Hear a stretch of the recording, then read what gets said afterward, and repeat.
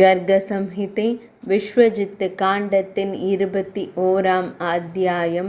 கௌரவர்களுக்கும் யாதவர்களுக்கும் இடையே ஒரு கடுமையான போர். பலராம சுவாமியும் பகவான் ஸ்ரீ கிருஷ்ணரும் தோன்றி அவர்களை சமரசம் செய்கிறார்கள்.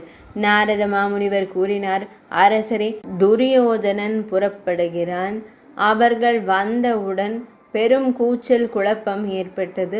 பின்னர் கங்கையின் மகன் தேவவிரதனான பீஷ்மர் உடனடியாக அங்கு வந்து யாதவரின் விழிகளுக்கு முன்பாக மீண்டும் மீண்டும் யாதவர்களின் கண் முன்பே தனது வில்லை அசைத்து யாதவர் படையை எரிக்கத் தொடங்கினார். ஒரு காட்டுத்தீ அதனை எரிப்பது போல. பீஷ்மர் அனைத்து மதத்தினரிலும் சிறந்தவர், இறைவனின் சிறந்த பக்தர், ஒரு அறிஞர் மற்றும் வீர சமூகத்தின் தலைவர். போரில் பரசுராம சுவாமியிடமிருந்து 6 வீரர்களை காப்பாற்றினார். அவர் தலையில் ஒரு தலை கவசமும் கிரீடமும் வைத்திருந்தார். அவரது கை கால்களான கரங்கள் மற்றும் பாதங்கள் வெண்மையானவை. அவரது தாடி மற்றும் மீசை வெண்மையானவை. அவர் கௌரவர்களின் தாத்தா ஆவார். ஆனால் பலத்தால் போர்க்களத்தில் வலம் வந்த அவர் 16 வயது இளைஞனை போல தோன்றினார். தனது அம்புகளால் அனிருத்தனின் பரந்த படையை கொன்றார். யானைகள் தலை துண்டிக்கப்பட்டன, குதிரைகள் தலை துண்டிக்கப்பட்டன. கரத்தினில் வாள்கள் இருந்த காலாட்படை வீரர்கள் அம்புகளால் துண்டாக்கப்பட்டனர். பீஷ்ம பிதாமகர் தேர்களையும் நசுக்கி தேரோட்டிகள், குதிரைகள் மற்றும் சாரதிகளை கொன்றார். பாதங்கள் துண்டிக்கப்பட்ட இளவரசர்கள் நிமிர்ந்து நின்ற போதிலும் முகம் கீழ் நோக்கி திருப்பப்பட்டனர். கரத்தினில் வாள்கள் மற்றும் வில்களுடன் இருந்த வீரர்கள் கரங்கள் துண்டிக்கப்பட்டு தரையில் விழுந்தனர். சில வீரர்கள் கவசங்கள் உடைந்து அவர்களில் உயிரற்ற நிலையில் தரையில் விழுந்தனர். அங்கே கிடந்த தங்க ஆபரணங்கள், சாக்குகள், குதிரைகள், தேர்கள் மற்றும் யானைகளுடன் போர்க்களம் வெட்டப்பட்ட மரங்களின் காடு போல தெரிந்தது. அரசரே, இந்த போர்க்களம் ஒரு உருவகப்படுத்தப்பட்ட கொள்ளை நோய் போல தெரிந்தது. ஆயுதங்களும் அதன் பற்கள், அம்புகள், அதன் முடி, கொடிகள் மற்றும் இலைகள், அதன் ஆடைகள், யானைகள், அதன் மார்பகங்கள், தேரின் சக்கரங்கள், தேர்களின் ஆயுதங்கள், அதன் காது வளையங்கள். அங்கே ஒரு இரத்த ஆறு பெருவெள்ளத்துடன் பாய்ந்தது. ரதங்கள், குதிரைகள், மனிதர்கள் கூட அடித்து செல்லப்பட்டனர். பைதரணியைப் போலவே அந்த இரத்தம் நிறைந்த நதி மனிதர்களால் கடந்து செல்ல முடியாததாகிவிட்டது. குக்ஷ்மாண்டா, உன்மத் மற்றும் பைத்தல் குலத்தினர் பைரவனா என்று கூச்சலிட்டு வந்து ருத்ரனுக்கு மாலை அணிவிக்க மனித மண்டை ஓடுகளை சேகரிக்க தொடங்கினர். போர்க்களத்தில் தனது படை வீழ்ந்ததை கண்ட பெரும் வில்லாளி அனிருத்தன் ஒரு பெரிய கொடியில் ஏறி பீஷ்ம பிதாமகரை எதிர்கொள்ள முன்னேறினான். மன்னரே, பிரத்யும்னனின் மகன் அனிருத்தன் பீஷ்ம பிதாமகரின் வில்லின் நாணை ஒற்றை அம்பால் வெட்டினான். அது பிரளயத்தின் போது கடலில் இருந்து எழும் உயரமான அலைகள் மற்றும் அலைகளின் பயங்கரமான மோதலை போல ஆழமான ஒலியை எழுப்பியது. கருடன் தனது கூர்மையான கொக்கினால் ஒரு பாம்பை 2ஆக பிளப்பது போல. பின்னர் வலிமை மிக்க பீஷ்மர் மற்றொரு வில்லை எடுத்து அதை எறிந்து போர்க்களத்தில் உள்ள அனைவரின் பார்வையிலும் பிரம்மாஸ்திரத்தை குறிவைத்தார். அது ஒரு மிகப்பெரிய பிரகாசத்தை வெளிப்படுத்தியது. இதை கண்ட மாதவ அனிருத்தன் தனது படையை பாதுகாக்க பிரம்மாஸ்திரத்தையும் குறிவைத்தான். 12 சூரியன்களைப் போல பிரகாசித்த 2 பிரம்மாஸ்திரங்களும் ஒன்றோடு ஒன்று சண்டையிடத் தொடங்கின. பின்னர் அனிருத்தன் இருவரையும் அழித்து 3 உலகங்களையும் எரிக்க வல்லவனாக இருந்தான். மேலும் எதுகுலத்தின் மகனான அனிருத்தன் கங்கையின் மகனின் வில்லை வெட்டினான். அவனது மின்னல் போன்ற பிரகாசமான வில் தனது அம்புகளால் பிரகாசித்தது.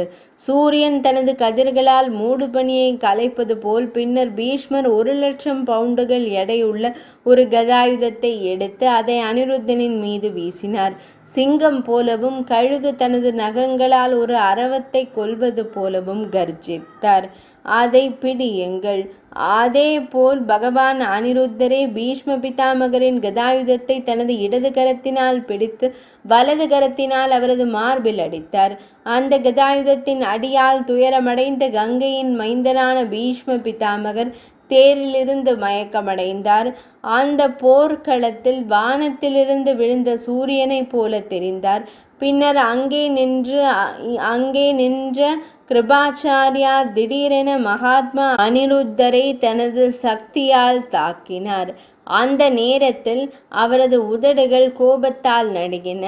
மனிதர்களின் தலைவரே, அந்த சக்தி யாரோ கடுமையான வார்த்தைகளால் நட்பை முறித்து கொண்டது போல பகவான் ஸ்ரீ கிருஷ்ணரின் மகன் தீப்திமான் அது அனிருத்தனை அடையும் முன்பே தனது கூர்மையான வாளால் வழியில் துண்டிக்கப்பட்டது. அதன் பின்னர் கோபத்தால் நிறைந்த மகாபாகு துரோணாச்சாரியார் மீண்டும் மீண்டும் வில்லை அசைத்து பானு மீது பர்வதாஸ்திரத்தை பயன்படுத்தினார். பெரிய மலைகள் வானத்திலிருந்து விழத் தொடங்கி எதிரியின் படையை நசுக்கியது. ராஜேந்திரரே, அந்த மலைகளின் வீழ்ச்சி யாதவ படையில் பெரும் கொந்தளிப்பை ஏற்படுத்தியது. பின்னர் பகவான் ஸ்ரீ கிருஷ்ணரின் மைந்தனான பானு வயவ்யாஸ்திரத்தை பயன்படுத்தினார். போர்க்களத்தில் இருந்து அனைத்து மலைகளையும் வீசி எடுத்த ஒரு வலிமையான புயல் தோன்றியது. அதே சந்தர்ப்பத்தில் கோபமடைந்த பஹ்ரிகா ஒரு துப்பாக்கியை பயன்படுத்தினார். அது எதிரியை படையை ஒரு பரந்த காடு போல் எரித்தது.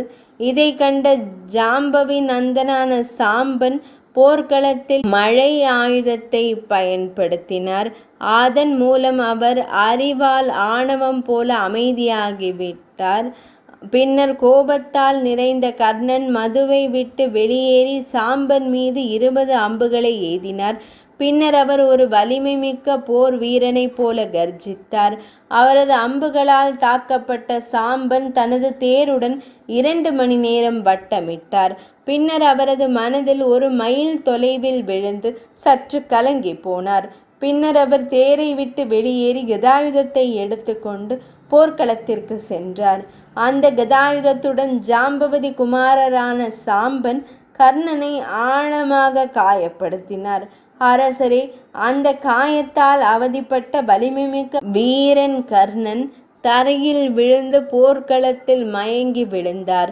சாம்பனும் தனது வில்லை எடுத்துக்கொண்டு மற்ற தேரில் மிகுந்த வேகத்தில் ஏறினார். அவர் 20 அம்புகளால் சூலாவையும் 5 அம்புகளால் சோமதத்தனையும் காயப்படுத்தினார். அரசரே, மேலும் துரோணாச்சாரியாரின் மைந்தன் அஸ்வத்தாமரை 10 அம்புகளாலும், தௌமியரை 16 அம்புகளாலும், லக்ஷ்மணரை 10 அம்புகளாலும், சகுனியை 5 அம்புகளாலும், துர்ச்சாசனரை 20 அம்புகளாலும், சஞ்சயரை 20 அம்புகளாலும், புரீஸ்ரவஸை 100 அம்புகளாலும், யக்ஞ தேவரை 100 கூரிய அம்புகளாலும் காயப்படுத்தினார். பின்னர் வலிமை மிக்க வீரன் சாம்பன் ஒரு மேகம் போல கர்ஜிக்கத் தொடங்கினார். பின்னர் சாம்பன் தேர் ஓட்டுபவர்களை தலா 10 அம்புகளாலும், யானைகள் மற்றும் குதிரைகளை தலா 1 அம்பினாலும், மற்ற வீரர்களை தலா 5 அம்புகளாலும் தாக்கினான். ஜாம்பவதி குமாரனான சாம்பனின் கரங்கள் லேசானவை. அவனது வீரர்கள் மற்றும் எதிரிகளின் அனைத்து வீரர்களும் ஆச்சரியம் கொண்டனர். இந்த நேரத்தில் பீஷ்ம பிதாமகர் எழுந்து தனது சிறந்த வில்லை கையில் எடுத்து 10 அம்புகளை எய்து சாம்பனின் சிறந்த கோதண்டத்தை உடைத்தார். அதன் பிறகு வலிமைமிக்க பலசாலிகள் பீஷ்ம பிதாமகர், துரோணாச்சாரியார் மற்றும் கர்ணன் உடனடியாக யாதவர்களின் படையை தங்கள் அம்புகளால் காயப்படுத்த தொடங்கினர். அதே வழியில் இயற்கையின் 3 முறைகள் விடுவிக்கப்படும் போது அறிவை அளிக்கின்றன. மரியாதைக்குரியவரே, துரியோதனன் தனது தேரில் ஏறி போர்க்களத்திற்கு திரும்பினான். அவனுடன் 10 அக்ஷௌகினி பகையும் வந்தது. பெரும் ஆரவாரத்தை உண்டாக்கியது. மிதிலேஸ்வர மன்னரை அந்த நேரத்தில் பண்டைய கடவுள்களான பலராம சுவாமியும் பகவான் ஸ்ரீ கிருஷ்ணரும் தோன்றினர். தலத்வஜர் பலராம சுவாமியின் தேரை அலங்கரித்தார். கருடத்வஜர் பகவான் ஸ்ரீ கிருஷ்ணரின் தேரை அலங்கரித்தார். இரண்டு சகோதரர்களும் தங்கள் தெய்வீக பிரகாசத்தால் அனைத்து திசைகளையும் ஒளிரச் செய்தனர். அவை பிரகாசமாக பிரகாசித்து கொண்டிருந்தன. அந்த நேரத்தில் தேவர்கள் ஆரவாரம் செய்தனர். தலைமை கந்தர்வர்கள் அழகான பாடல்களை பாடத் தொடங்கினர். தேவர்களின் சடங்குகள் மற்றும் லோகங்களின் சத்தம் எதிரொலிக்க தொடங்கியது. தெய்வங்கள் எரிமலை பொடி மற்றும் மலர்களை பொழியத் தொடங்கினர். அதே நேரத்தில் யது வம்சத்தின் துணிச்சலான வீரர்கள் பகவான் பலராம சுவாமி மற்றும் பகவான் ஸ்ரீ கிருஷ்ணரின் பாதங்களில் பணிந்து வணங்கத் தொடங்கினர். துரியோதனனும் மற்ற கௌரவர்களும் எல்லா இடங்களிலும் ஆயுதங்களை வைத்து அவர்களுக்கு சிறந்த யாகங்களை செய்ய தொடங்கினர். அனைவரும் மகிழ்ச்சி அடைந்தனர். அனைவரின் கரங்களும் இணைந்தன. பகவான் ஸ்ரீஹரி தனது போதையில் இருந்த மகன்களான பிரத்யும்னனுக்கும் மற்றவர்களுக்கும் தந்திரத்தை கூறினார். பீஷ்ம பிதாமகர் மற்றும் பிற கௌரவர்களை வணங்கி துரியோதனனை சந்தித்த பின்னர் இருவரும் இவ்வாறு உரையாடினார்கள். ஸ்ரீ பலராம சுவாமியும் பகவான் ஸ்ரீ கிருஷ்ணரும் கூறினார்கள், அரசரே, இந்த குழந்தைத்தனமான யாதவர்கள் செய்ததற்காக அவர்களை மன்னித்து விடுங்கள். உங்கள் இதயத்தில் எந்த துயரத்தையும் வைத்திருக்காதீர்கள். அரசரே, இந்த மக்கள் என்ன கடுமையான வார்த்தைகளை கூறினாலும் அவை நம் இருவரையும் நோக்கி சொல்லப்பட்டதாகவே கருதுங்கள். அரசரே, இந்த பூமியில் யாதவர்களுக்கும் கௌரவர்களுக்கும் இடையே ஒரு சிறிய மோதல் கூட இருக்கலாகாது. அவர்கள் அனைவரும் ஒருவருக்கொருவர் தொடர்புடையவர்கள் மற்றும் அமைதியானவர்கள். நாங்கள் ஒருவரை ஒருவர் ஒரு வேட்டி மற்றும் ஒரு துண்டு போலவே நேசிக்கிறோம்.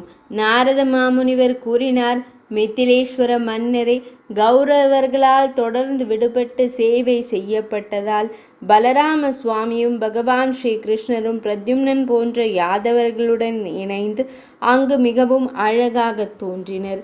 இது ஸ்ரீ கர்க சம்ஹிதையின் விஸ்வஜித்து காண்டத்தில் உள்ள நாரத மாமுனிவர் பகுலாஸ்வ மன்னர் சம்வாதம் என்றழைக்கப்படும் உரையாடலில் உருவான யாதவர்களுக்கும் கௌரவர்களுக்கும் இடையிலான உறவுகள் என்ற தலைப்பு கொண்ட 21ஆம் அத்தியாயம் இனிதே நிறைவடைந்தது.